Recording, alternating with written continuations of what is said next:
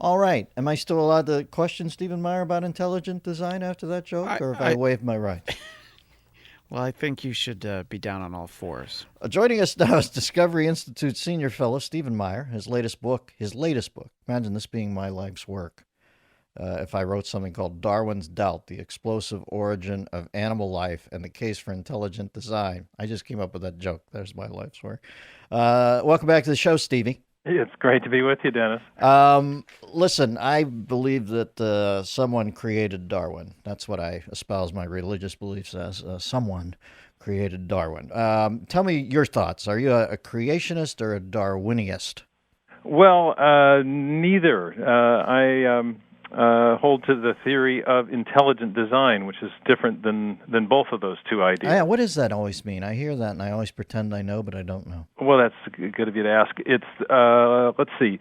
The best way to explain it is maybe in contrast to the core tenet of Darwinism, which is not just that things have changed over time, but that they've changed in a completely undirected, unguided way, so that the appearance of design that all biologists acknowledge when they look at life is said to be just an appearance. It's an illusion. And what we want to say is, no, that appearance of design is actually real, so that it's the product not of apparent design, not an illusion of design, but it's the product of a real, actual intelligence. Well, here's where I always, Nietzsche said, man is a rope stretched over the abyss. And I always get straddled on these two things.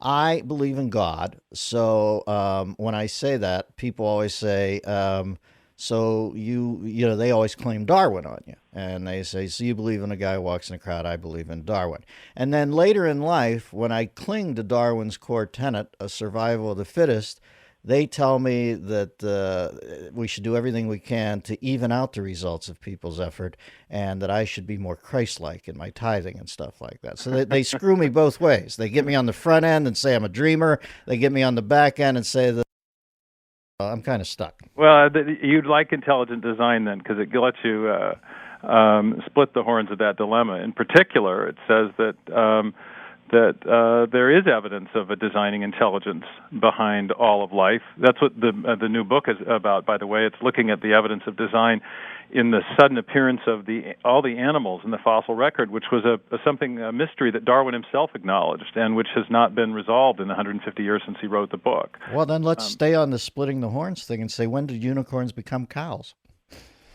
No, I just don't know how to segue from that. No, I'm sorry. I just That's had as bad as your opening joke. There you go. Let's talk about then. So Darwin had a blind spot there too, right? Or he was not. Did you say he was unable to figure that out himself? Yeah, absolutely. Well, and that was one of the great things about him. Is he was not known for the kind of zealotry that some of his modern proponents are known for, who say there are no weaknesses in evolutionary theory, or Richard Dawkins, who says that if you have any questions about it, you're either stupid, ignorant, or insane. And then he says parenthetically, well, or maybe wicked, but he prefers not to think about that, which is a great concession on his part. But back to the horns of the dilemma. I mean, natural selection is a real process. It does real things. But what increasingly modern evolutionary biologists are questioning is whether or not it can generate the big things, the big changes in life. It can certainly cause minor adaptations. The wings of peppered moths go darker and lighter in response to different levels of pollution. The wings or the beaks of finches have changed slightly, but can it generate birds and moths and whole animal body plans in the first place? Lots of evolutionary biologists are questioning that, and that's the essential mystery that Darwin himself acknowledged way back in 1859, which was, where do you get these? Why did these fundamentally new forms of life arise so quickly in the fossil record, and where are all the ancestral forms in the lower sedimentary strata? Wow, you're smart. Stephen Meyer, Darwin's Doubt, The Explosive Origin of Animal Life and the Case for Intelligent Design is the book. The book's website is darwinsdoubt.com. Can a layman keep up with this? I read those Pinker books once, the Steven Pinker, and I had to stop every few and reread the pages. Am I going to be able to keep up with this book? Well, I'm hoping so. I was a college teacher for a long time, taught freshmen, and learned to stand on my head if necessary. All right. And I wrote this as a scientific mystery story, and there's two basic mysteries associated with this sudden appearance of animal life, and I tell them in succession, and hope we even provide a little twist at the end. So it's science, but I explain it as I go, and I try to keep a narrative thread that will keep people's interest. All right, well then I trust you because you seem like you can speak, and sometimes when guys are as bright as you, man, they're not tethered to the planet, but you sound like you got a nice layman's way about you, and this stuff's fascinating to me. Explain this Caribbean explosion. When does it happen? Why does it happen in the Caribbean?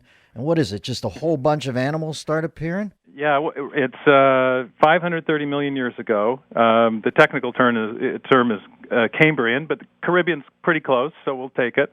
And but Darwin knew about it. Oh, it's Cambrian. Caribbean might be a nice place to go. Well, the M looks like two R's. Yeah. Now, you're still sure I can keep up with this? Cambrian, exactly. Cambrian. Go ahead. Okay. So yeah, it's you got sedimentary layers pile up on top of each other. The older ones are on the bottom, the newer ones are on the top, and you get to a certain layer in the rock all around the world, and boom, you got animals. And before that, you didn't have them. Wow, that's great. And it was a big head scratcher for Darwin, and he acknowledged it in the origin. He said it was a valid objection to the views here entertained, and in 150 years. The missing the ancestral fossils have not been found in those lower strata, and even worse, more forms have appeared in the layer where all the other animals first appear.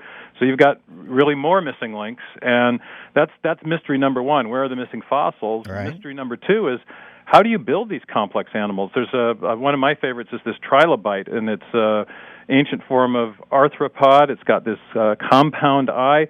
Really sophisticated anatomical structure from the very dawn of animal life. And what we know now is you want to build something like that, you got to have a lot of lines of genetic code, reams of information, and we don't have a process that can generate information like that, except what we know from experience is that intelligent agents produce information. So that gives you an indicator that maybe intelligence was involved in this great event in the history of life. Well, are you talking intelligence in like you're a man of faith, or are you talking like Eric von Däniken, that somebody came here sitting down on a spaceship? Well, scientifically, what you can tell is that an intelligence of some kind must have played a role, because what we know about cause and effect is that only mind or only intelligence, only conscious activity produces code. It needs a programmer to make a program. Goosebumps. I'm getting goosebumps. My view is that programmer is undoubtedly God. I don't hold to the space alien design hypothesis. It's got other problems.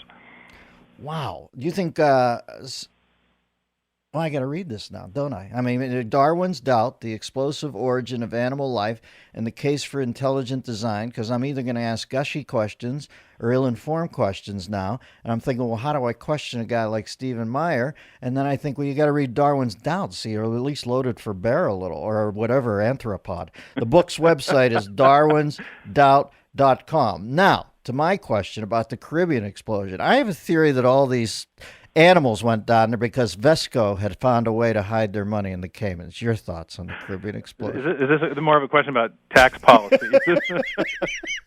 All right, Stevie. Well, listen, I am going to read this now because you've piqued my curiosity. Are you going to go out and sell the book, or what do you do when you're a brainiac like you? Did you just put it out there? Well, you take a couple years writing it, and then you have the fun of talking about it, and it's a lot easier to do that than write it. So I'm grateful to you for having me on. Well, you sound like a genial genius, to use the same three letters to go and describe a man. But, Stevie, I'm definitely going to give it a tumble.